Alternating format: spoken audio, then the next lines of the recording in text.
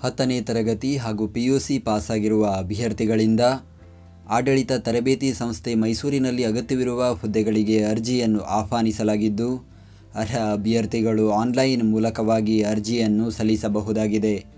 ಹುದ್ದೆಗಳ ಬಗ್ಗೆ ಸಂಪೂರ್ಣ ಮಾಹಿತಿಗಾಗಿ ವಿಡಿಯೋನ ಪೂರ್ತಿ ವೀಕ್ಷಿಸಿ. ಆಡಳಿತ ತರಬೇತಿ ಸಂಸ್ಥೆ ಮೈಸೂರು ನೇಮಕಾತಿ ವಯೋಮಿತಿ.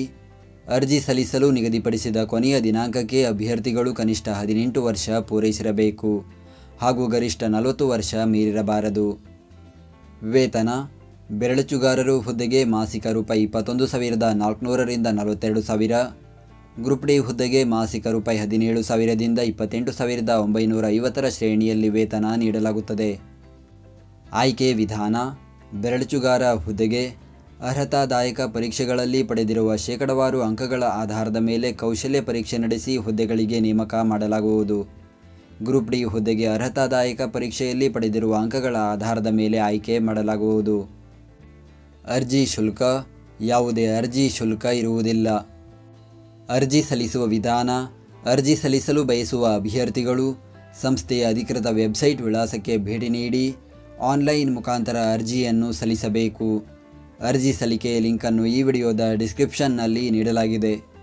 ಪ್ರತಿದಿನದ ಉದ್ಯೋಗದ ಅಪ್ಡೇಟ್ಗಳಿಗಾಗಿ ಈಗಲೇ ನಮ್ಮ ಟೆಲಿಗ್ರಾಮ್ ಚಾನಲ್ ಜಾಯ್ನ್ ಆಗಿ. ಹುದ್ದೆಯ ಹೆಸರು: ಬೆರಳಚ್ಚುಗಾರರು ಹಾಗೂ ಗ್ರೂಪ್ ಡಿ. ಹುದ್ದೆಗಳ ಸಂಖ್ಯೆ: ಒಟ್ಟು 2 ಹುದ್ದೆಗಳ ಭರ್ತಿಗೆ ಅರ್ಜಿಯನ್ನು ಕರೆಯಲಾಗಿದೆ. ಅದರಲ್ಲಿ ಬೆರಳಚ್ಚುಗಾರರು 1 ಹುದ್ದೆ, ಗ್ರೂಪ್ ಡಿ 1 ಹುದ್ದೆ ಖಾಲಿ ಇದೆ. ಉದ್ಯೋಗ ಸ್ಥಳ: ಮೈಸೂರು. ವಿದ್ಯಾರ್ಹತೆ: ಬೆರಳಚ್ಚುಗಾರರು ಹುದ್ದೆಗೆ PUC ಅಥವಾ ತತ್ಸಮಾನ ವಿದ್ಯಾರ್ಹತೆ ಮತ್ತು ಕರ್ನಾಟಕ ಪ್ರೌಢಶಿಕ್ಷಣ ಪರೀಕ್ಷಾ ಮಂಡಳಿಯು ನಡೆಸುವ ಕನ್ನಡ ಹಿರಿಯ ಬೆರಳಚ್ಚು ಪರೀಕ್ಷೆಯನ್ನು ಅಥವಾ ತತ್ಸಮಾನ ವಿದ್ಯಾರ್ಹತೆಯನ್ನು ಅಥವಾ ಕನ್ನಡ ಬೆರಳಚ್ಚಿನೊಂದಿಗೆ ಡಿಪ್ಲೊಮಾ ಇನ್ ಕಮರ್ಷಿಯಲ್ ಪ್ರಾಕ್ಟೀಸ್ ಅಥವಾ ತತ್ಸಮಾನ ವಿದ್ಯಾರ್ಹತೆಯೇ ತೇರ್ಗಡೆಯಾಗಿರತಕ್ಕದ್ದು.